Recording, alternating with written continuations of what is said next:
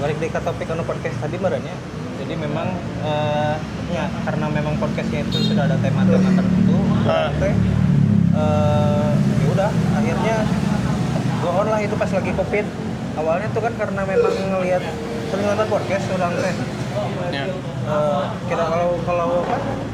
Kira-kira kalau bahasan agama dibawakan kayak podcast itu asik gak ya gitu sebenarnya teh.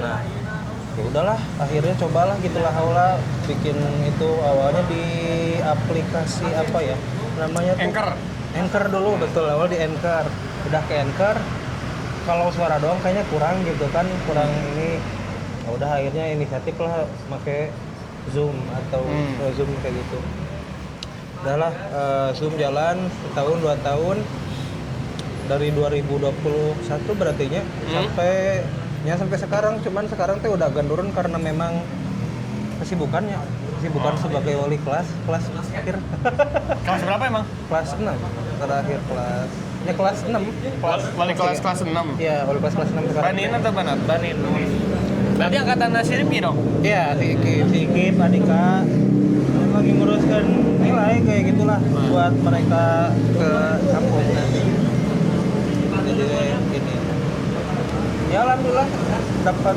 berapa subscribernya dari awal sekarang teh 245an subscriber di YouTube gitu apalagi sebetulnya kalau kadang-kadang ya yang orang pahami itu kalaupun misalnya dengan kemasan yang tidak terlalu ini kalau kita ngundangnya emang tokoh orang yang bener-bener famous gitu ya dalam ini tuh rumpun tertentu pasti yang nontonnya ada aja gitu yang pernah waktu itu pas pertama kali ngundang salah satu tokoh taruh nama dosen bukan dosen sih guru ana lah ustadz yang memang ini namanya Ustadz Nur Fajri Ramadan Di Tasik tapi? Enggak di kalau domisili beliau di Jakarta sempat ketemu di acara halakoh Tarji PWM waktu itu tuh karena memang beliau di Depok kan ininya tuh nah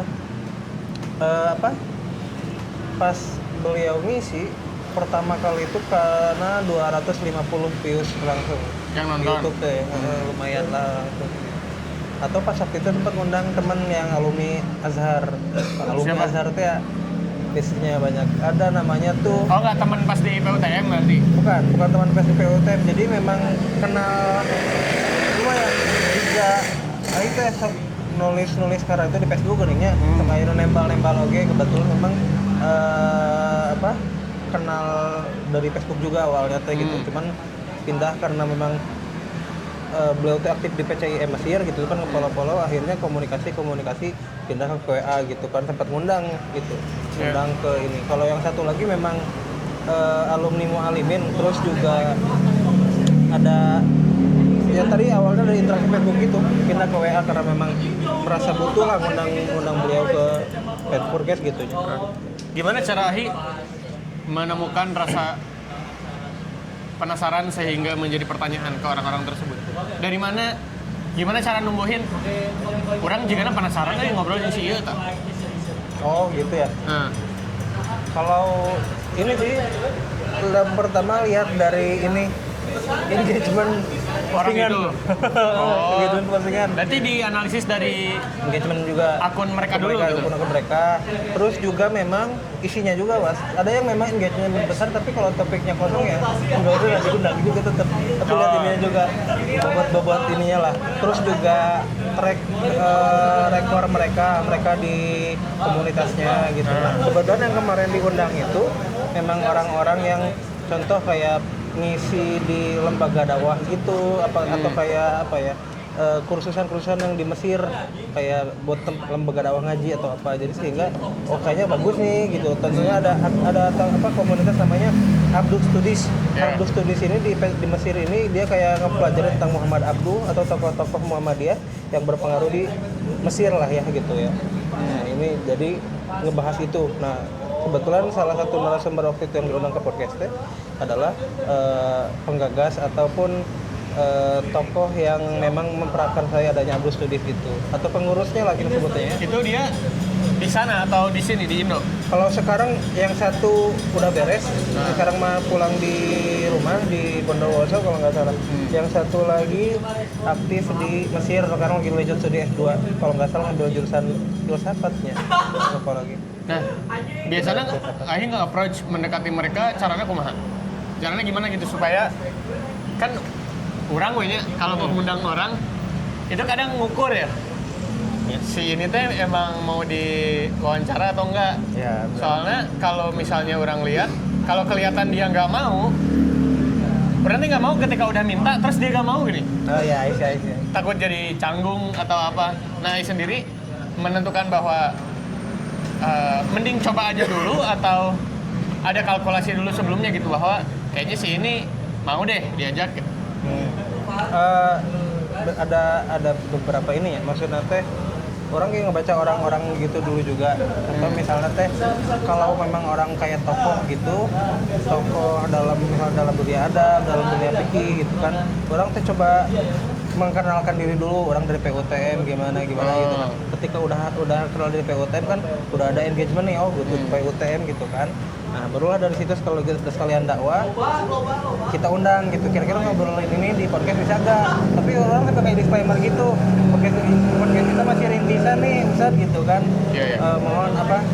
Supaya dari mereka nggak ada demand gitu ya. Nggak ada minta apa atau gimana gitu. Ya meskipun tetap akhirnya ujung-ujung ngasih lah. Ya sekitar gocap supaya mah gitu kan. Oke. Tarif-tarifin lah. Makanya akhirnya kalau orang ngobrol teh lumayan Ustaz buat jajan martabak atau apalah gitu. Yeah. Nah, kalau yang masih seumuran atau yang kayak tadi memang itu kayak apa ya, karena udah ada komunikasi sebelumnya kan gitu, ada lewat postingan, ada komentar di Facebook gitu. Jadi ya orang nggak biasa aja gitu. Biasanya nggak terlalu ini. Kalau karena memang kita ayo kapan-kapan kita agendain lah gitu, ngobrol di podcast, ayo agendain gitu. Jadi ada ini nggak usah disebut ya, tapi ada yang pernah nolak nggak? Yang pernah nolak secara langsung ya? Kalau secara langsung enggak, paling kayak contoh maaf Mas, ada agenda ini. Oh, tiba-tiba mendadak nggak bisa gitu. Atau misalnya kadang-kadang apa ya? Ya gitu. Ketika misal orang kan di grup ada bikin grup bikin grup khusus buat podcast Kemal tuh. Ketika orang udah menyusun jadwal, orang ingetin lagi reminder Ustaz, untuk jadwal ini ada ngisi ini gitu. Atau ya karena memang tidak ada honor ya gitu kan podcastnya itu. Ya beliau mau lebih ngisi agenda yang lain. Orang tidak bisa maksa dong. Wajar lah gitu. Mau maksa karena duitnya gitu kan ya. Tapi ketertarikan buat kayak ngundang orang gitu dan ingin bertanya sama mereka itu lebih berat kemana? Apakah karena Ahi emang pengen ngobrol sama orang itu atau lebih ke orang kayaknya harus terus-menerus bikin video podcast deh gitu? Lebih kemana? Kalau orang teh gini, sebetulnya kenapa sih orang pengen bikin hal kayak gitu? Yang pertama orang undang orang baru terus tuh orang pengen dapat wawasan baru. Jadi yang namanya apa ya? Orang tuh inget perkataan dosen orang. Kata Bapak Dr. Muhammad Anis, guru bukan guru ya, dosen filsafat pendidikan orang. Beliau tuh ngobrol kalau kita tuh adalah makhluk membelum. Manusia makhluk membelum. Membelum itu menuju sempurna tapi belum sempurna. Maksudnya terus berusaha untuk apa ya, untuk baik terus, untuk apa ya, ada ikhtiar untuk sempurna tapi yang nggak bakal sempurna. Istilahnya membelum gitulah. Nah makanya orang tuh berusaha untuk nambah wawasan terus dari mana-mananya. Bahkan tokoh yang mungkin secara ininya orang-orang NU atau fikihnya fikih Syafi'i mungkin yang kalau Muhammadiyah kan tidak afiliasi madhab gitu ya gitu. Ya orang tetap ngundang aja meskipun kadang-kadang ketika orang ngedengerin oh ini kadang nggak sesuai ini dalam hati orang tuh orang ngobrol kayak nggak sesuai itu sama yang diperkirakan atau nggak sesuai sama yang diyakinin orang gitu. Beda secara pemahaman, tapi orang tetap ngedengerin, orang tetap menghargai gitu. Gitu ya, disitulah apa ya kedewasaan kita sih dalam menyikapi atau memahami sesuatu. Pernah nggak ya misal waktu momen ketika mendengarkan si jawaban dari narasumber itu berbeda keyakinan. Sebagai orang yang nanya ke orang itu, Ayo memposisikan sebagai orang yang punya pikiran yang beda atau justru memposisikan sebagai kayak orang yang nggak tahu aja? Kayak orang yang nggak tahu sih orang. Kayak orang nggak tahu. Lebih ke ini aja kalau nimpalin teh kayak gimana ya?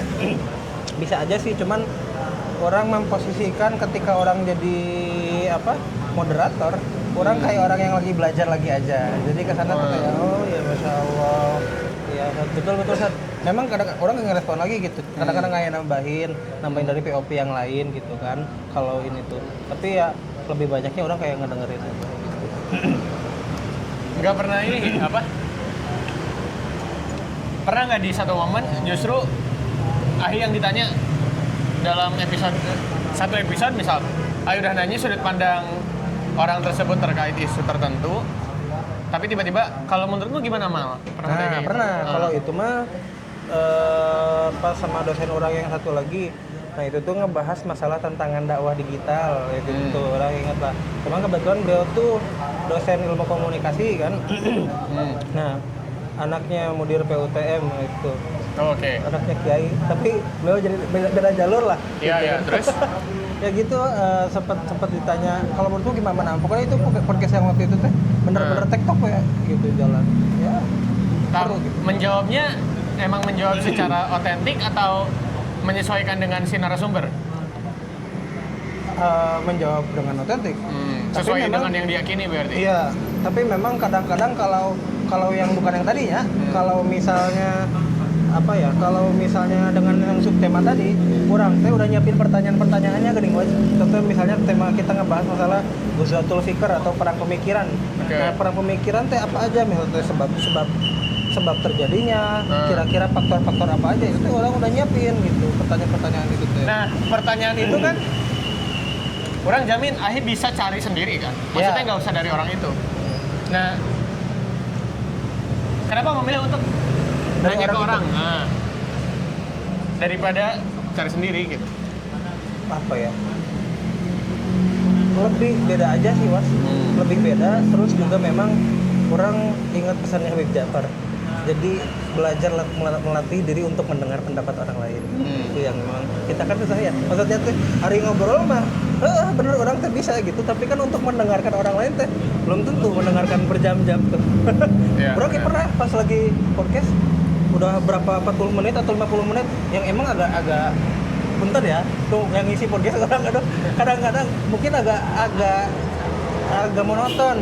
Jadi orang tuh udah obrolannya udah 40 menit 50 menit ya Mas. Tuntutan orang tuh.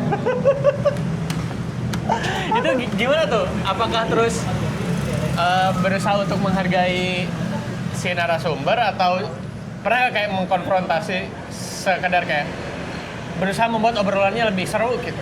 Atau emang susah aja? Susah sih. Kalau udah kayak gitu tuh ya udah gitu tuh.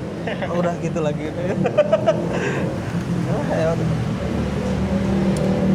Ari, kalau misal si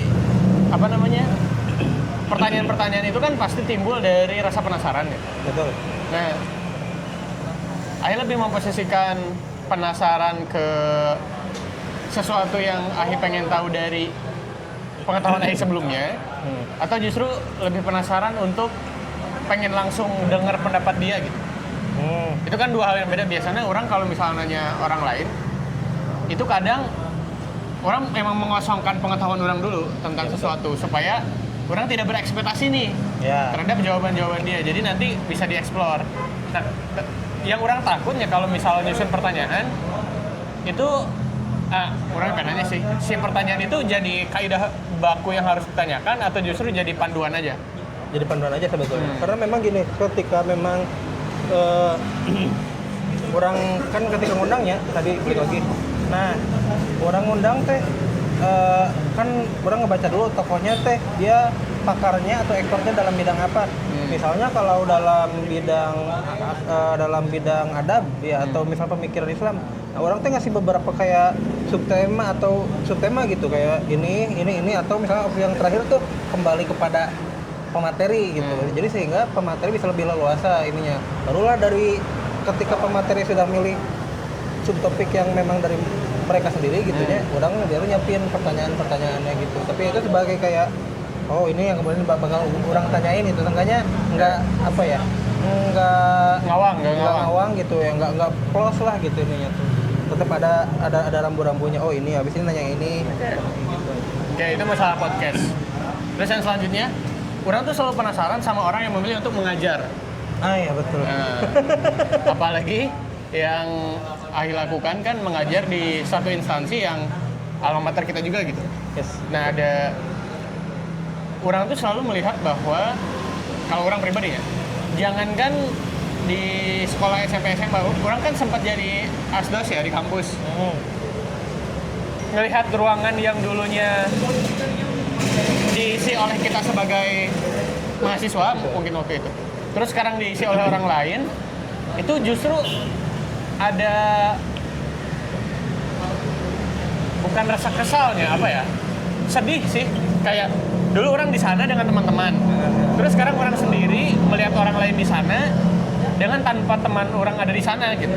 Jadi kesana teh memori teh selalu comeback gitu, selalu kembali si memori teh. Jadi alih-alih orang nyaman dalam posisi tersebut karena emang karena profesi gitu ya, orang justru lebih ke anjir ini teh tempat orang dulu, terus teman-teman orang udah nggak ada. Ya. Nah, apakah pernah terbesit karena di satu instansi yang sama perasaan seperti itu, perasaan kayak aduh orang teh justru merindukan teman-teman yang lain, fokusnya justru ke sana dibanding ngajar. Sempat kepikiran ke sana? Kalau orang nggak kepikiran ke sana sih, yang kepikirannya adalah apa ya, mengajar tuh ada seni tersendiri. Seni tersendirinya tuh memang apa ya, campur aduk pas dalam ngajar teh. Jadi kadang ngelihat bercanda kalau pas kita lagi ngajar gitunya, terus teh kayak anak-anak teh ceria, terus teh kayak ada canda-candanya tuh kita kayak ke bawah senang kan, yang ekspresi yang itu teh kayak nambah mood lagi gitu kan. Dan memang ketika anak-anak tidak bisa diatur, anak-anak ada momen apa gitu yang memang apa ya, yang beren sare, yang beren naon itu memang Orang nanti mau nanya itu, lanjut dulu. yang memang itu tuh ya seni laginya gitu, bagaimana kita sabarnya atau apanya, yang justru disitulah adalah oh ini momen memang ya itulah guru gitu. Ya. Terus juga kan memang orang teh pengabdian dari PUTM kadang teh tahun terakhir. Nah apakah ya, jadi salah satu tugas juga berarti. Betul, tugas juga. Jadi pengabdian dari PUTM itu pendidikan ulama tarjih sama dia sekitar 3 tahun sampai tahun terakhir. Itu syarat untuk lulus atau syarat dapat ijazah atau emang tugas saja? Jadi ijazah S1 tuh orang masih ditahan was di PUTM. Oh, karena emang tanggung jawabnya. Karena memang tanggung jawabnya itu. Jadi nanti tahun depan itu orang wisuda lagi, wisuda PUTM.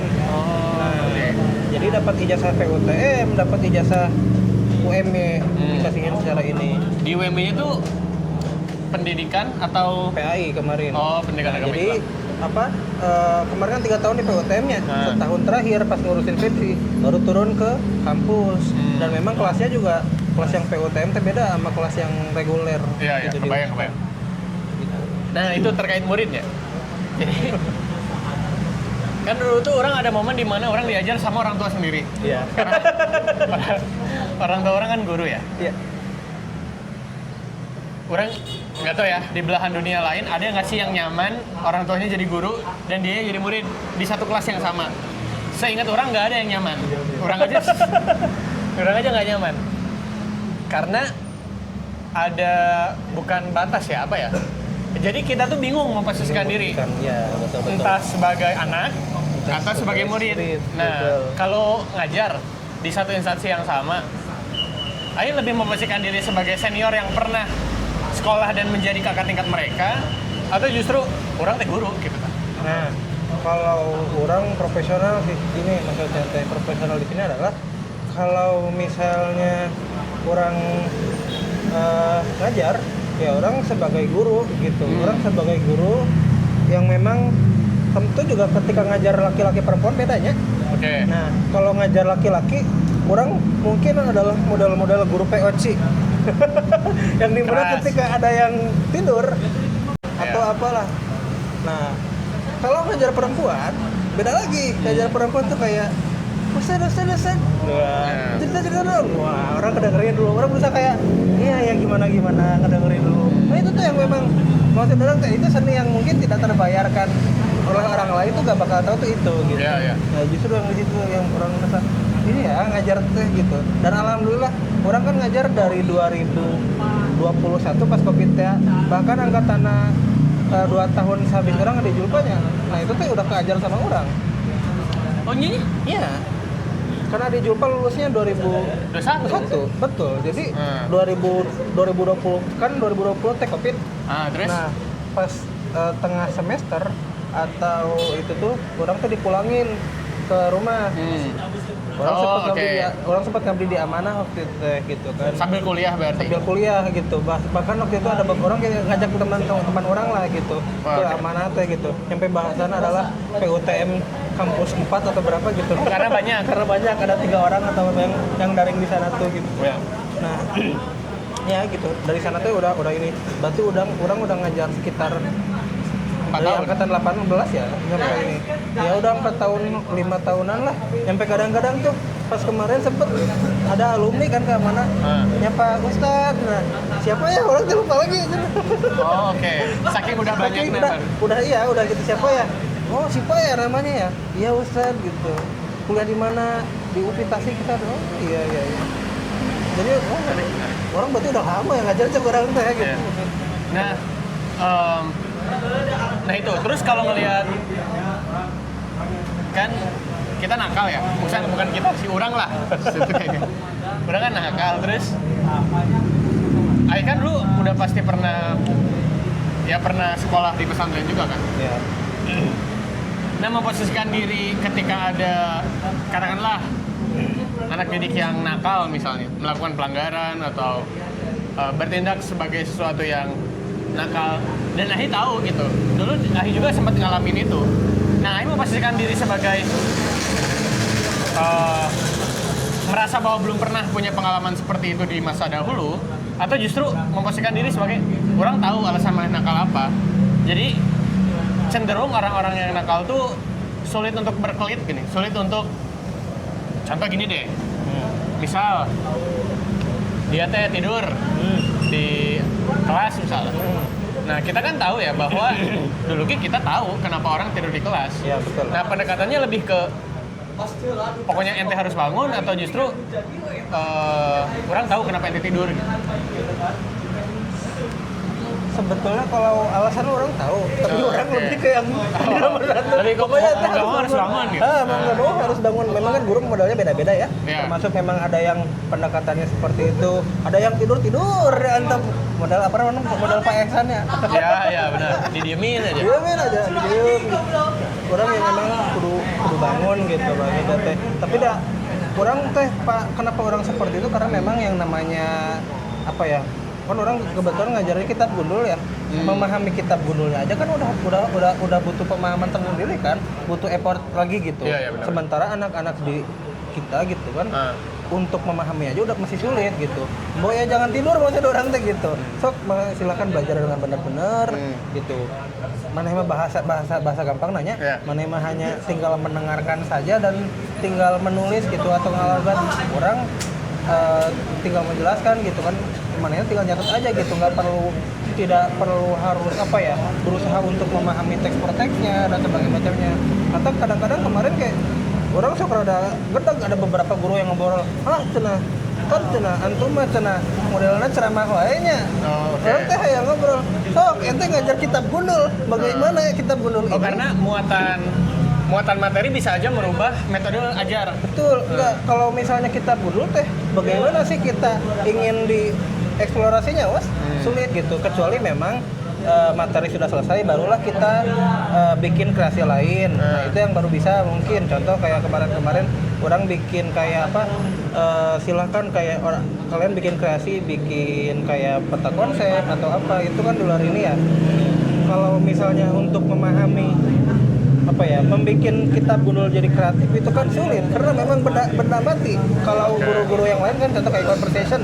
Nah, itu kan itu emang bisa ditayangkan atau apa gitu kan. Kitab gundul ditayangin apa? Paling tulisan. Jadi hal itu yang memang kadang berat gitu. Nah, terus ini mau nggak mau ya, beban menjadi pengajar tuh kan selain kita ditagih harus bisa memahami materi, ada istilahnya guru itu sebagai apa apa ya, contoh lah, harus bisa mendidik, harus beradab, harus menjadi contoh bagi murid-muridnya. Gimana caranya nge-maintain beban itu? Beban di mana di satu sisi Ahi orang biasa, di sisi lain ada satu profesi yang Ahi emban, yang di mana ada standar lebih terhadap profesi itu ya. Orang harus istilahnya harus punya contoh yang baik lah. Utamanya ketika dilihat oleh para murid yang juga di kelas Ahi gitu. Ya. Kalau orang ini berkaitan dengan tadi, ya orang ngasih tahu ke mereka, kayak contoh gini. Kadang-kadang kayak suka ngemait-maitin gini ketika halako, ketika di kelas suka ngingetin orang tuh jadi guru di amanah itu cukup berat sekarang teh.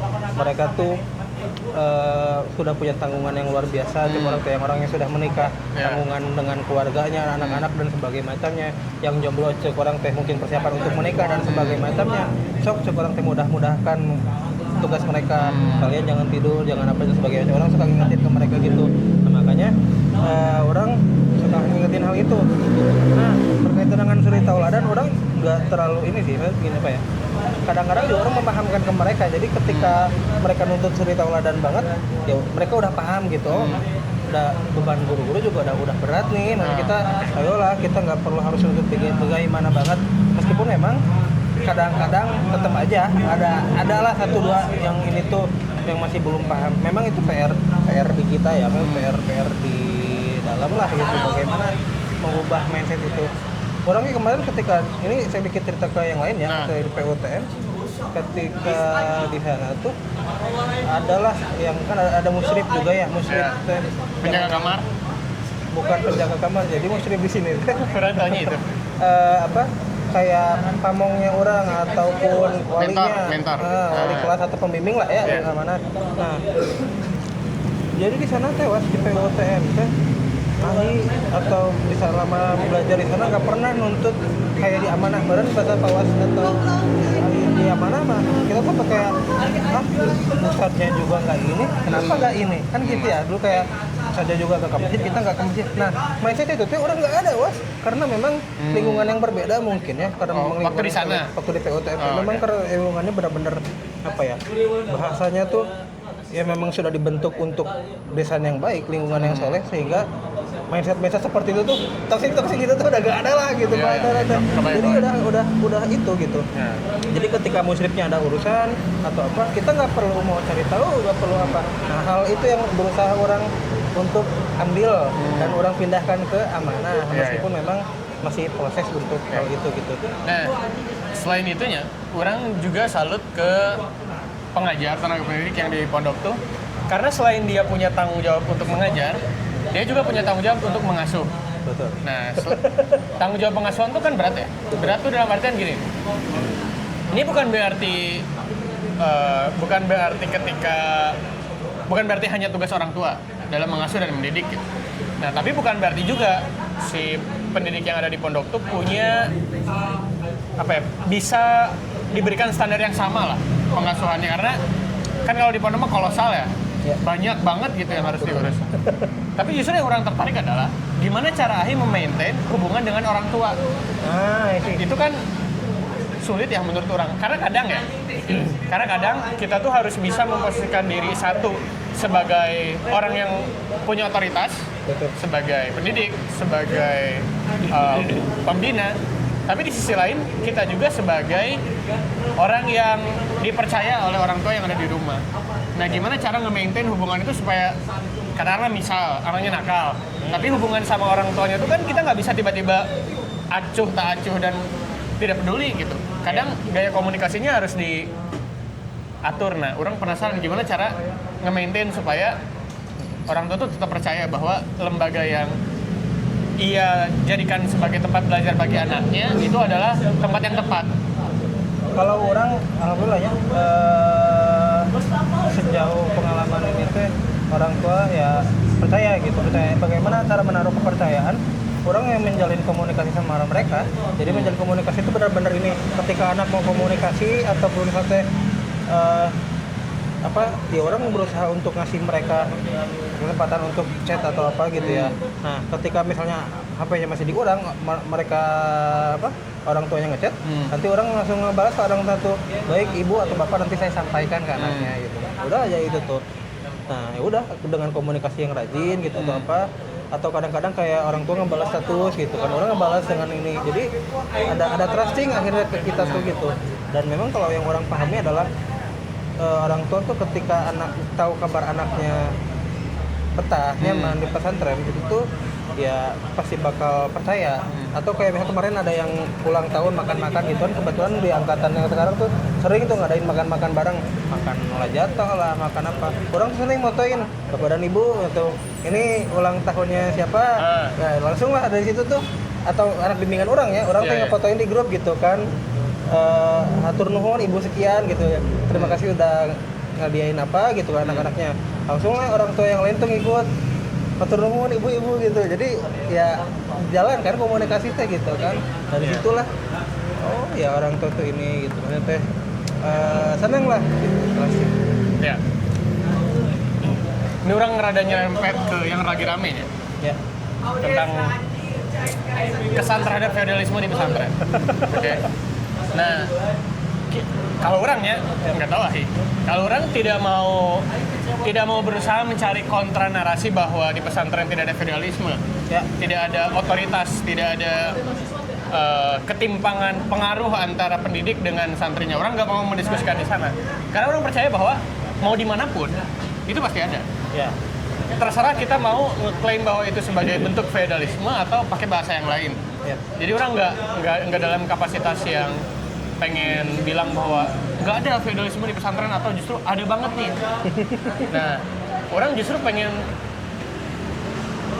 tentu orang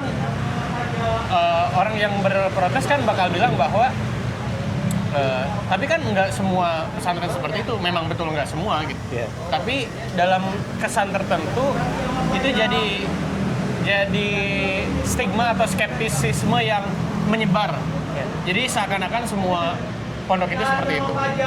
Nah, orang pengen tahu, bisakah pesantren menjadi ketakutan-ketakutan yang dialami oleh warga, oleh netizen misalnya. Kayak tadi orang kenapa sempat tanya tentang gimana cara maintain orang tua dan pendidik gitu ya. Karena itu kan salah satu yang dalam tanda kutip dianggap tidak hadir dalam suasana pendidikan di pesantren gitu. Nah, yang ingin orang tanyakan adalah apakah kerisauan publik terhadap misal pesantrennya eksklusif, tertutup, terus tidak membuka komunikasi yang jelas antara orang tua dengan pesantrennya, atau malah dilabeli sebagai tempat pembuangan anak nakal.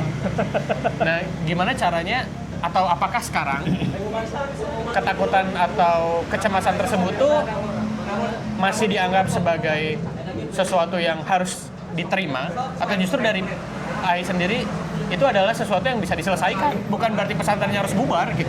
Tapi ada beberapa treatment yang bisa dilakukan, kayak contoh tadi membuka komunikasi dengan orang tua. Nah, kerisauan-kerisauan seperti itu emang bisa apakah kedepannya bisa diselesaikan dengan kegiatan-kegiatan yang dianggap lebih inklusif, lebih terbuka, atau justru warga harus menerima bahwa pesantren begitu adanya? Sebetulnya lagi, kalau kita menyikapi yang ini dulu ya, feodal dulu ya. Ini tewas berangkat dari dasar yang berbeda. Seperti ini. Kalau di dalam POV syariat Islam, ya kita nyebutnya ada istilahnya dalam adab ya. Dalam adab tuh ada istilahnya atau atul mu'alim, taat kepada guru. Nah, taat kepada guru tuh ada beberapa poin-poinnya yang dijelaskan di dalam kitab-kitab adab tuh, dari mulai bagaimana kita khidmat kepada guru, atau mungkin bahasanya apa ya, khidmatnya ya, berbakti lah, berbakti kepada guru dan sebagainya macamnya.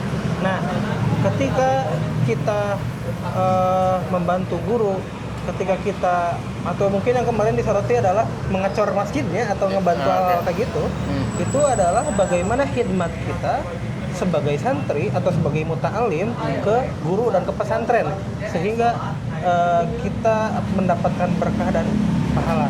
Nah, konsep ini yang tidak dipahami oleh orang yang tidak di luar, yang dimana mereka nganggapnya adalah hal itu sebagai feodalis. Berarti kan dari berangkatnya aja sudah beda gitu kan.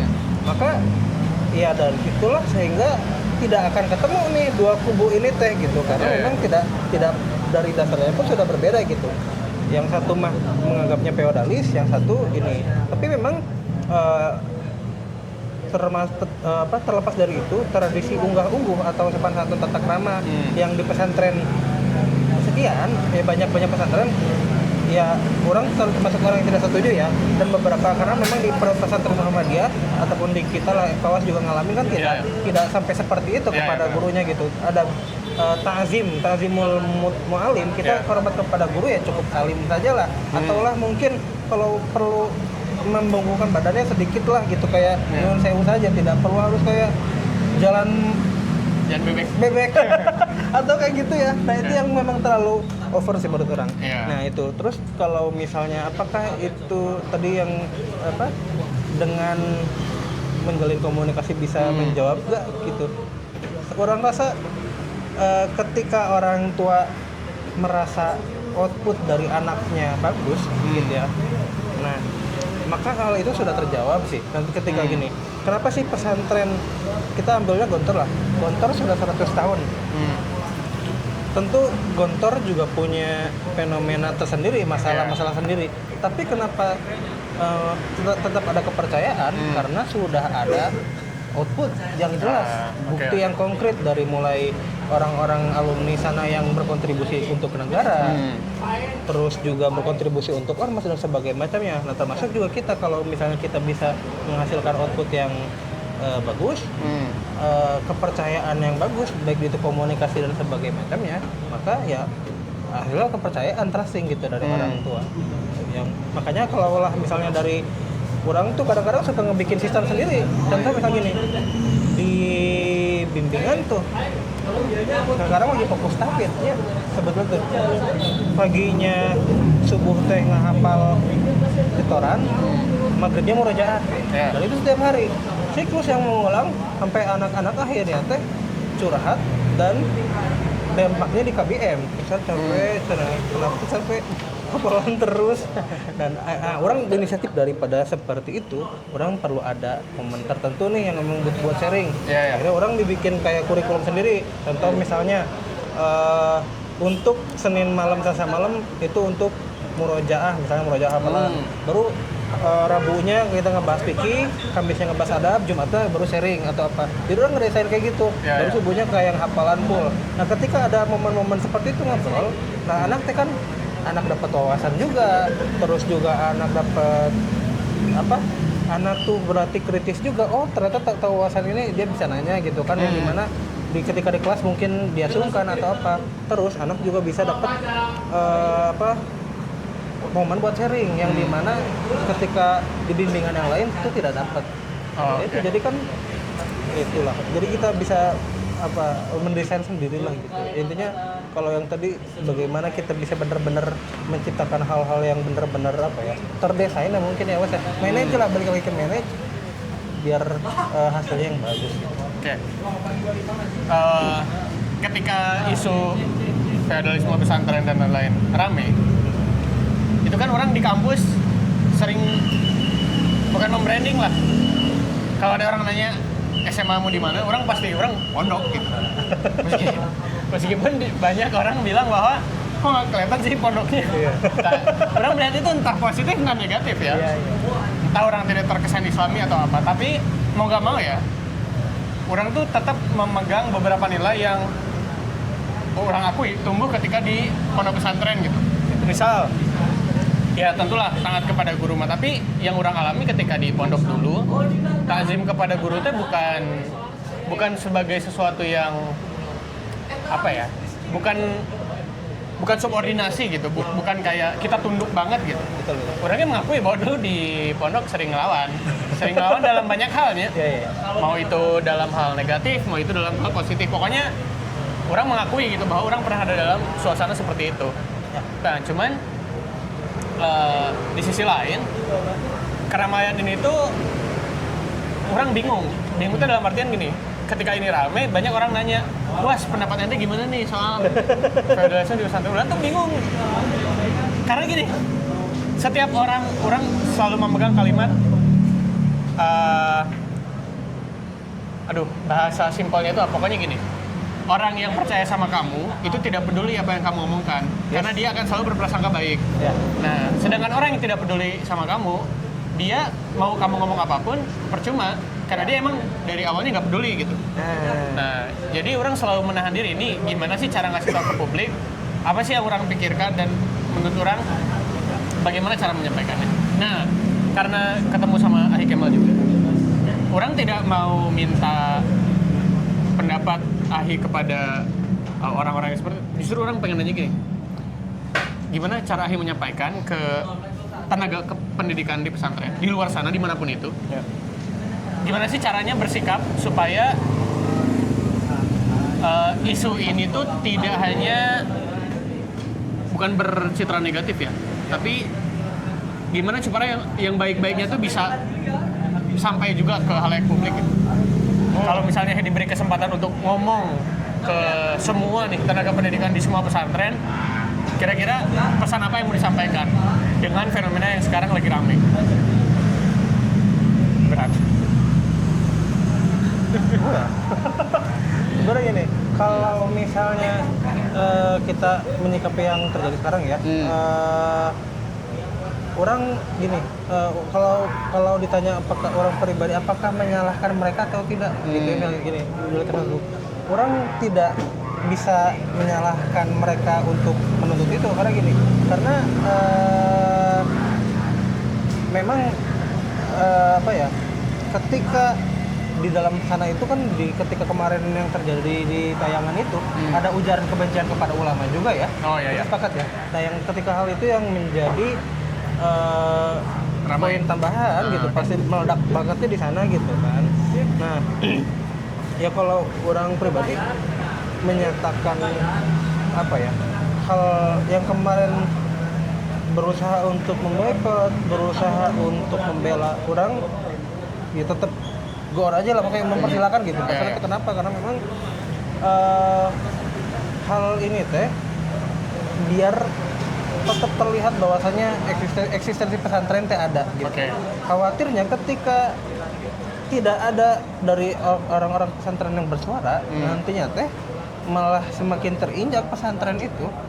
Karena kan ini terjadinya generalisirnya. Ya betul. Dari narasi itu tidak memandang ormas manapun, meskipun memang kalau pesantren dari ormas kita ya gitu ya nggak bakal ini, karena memang di kita tidak ada hal-hal yang demikian gitu ya, unggah-ungguh yang harus seperti itu atau apa. Tapi kan ada ujaran yang tadi itu yang memang menyebabkan kebencian yang luar biasa atau kemarahan yang luar biasa. Ditambah kontribusi dari pesantren itu udah besar pisan gitu untuk negara karena kan memang sudah banyak lahir tokoh-tokoh kiai-kiai yang sekarang jadi pendakwah itu lahir dari pondok sana, bahkan sekelas Gus Baha, tokoh-tokoh kayak Tuan Guru Bajang Zainul Majdi, TGB ya yang kemarin jadi gubernur, itu kan sempat ketika sawan ke kiai yang kemarin itu kan bahkan ya Salim ataupun ini gitu. Nah jadi kan bahwa tokoh-tokoh sekelas beliau pun tadi gitu ke inilah ini gitu. Orang-orang yang nggak ngerti pondok, mungkin pendidikannya, sorry itu saya bukan ngejelek-jelekin ya, orang-orang netizen di kita kan ini ya emang bener asal jeplak di mulutnya sehingga ya perlu untuk mengkantar orang-orang seperti itu, butuh dilawan seperti tadi gitu. Gitu agar tetap eksistensi pesantren tuh ada gitulah gitu. Itu kita orang-orang itu karena memang khawatirnya nanti isi pesantren sepi mas. Kalau ini. Oke, itu aja buat obrolan kali ini. Thank you.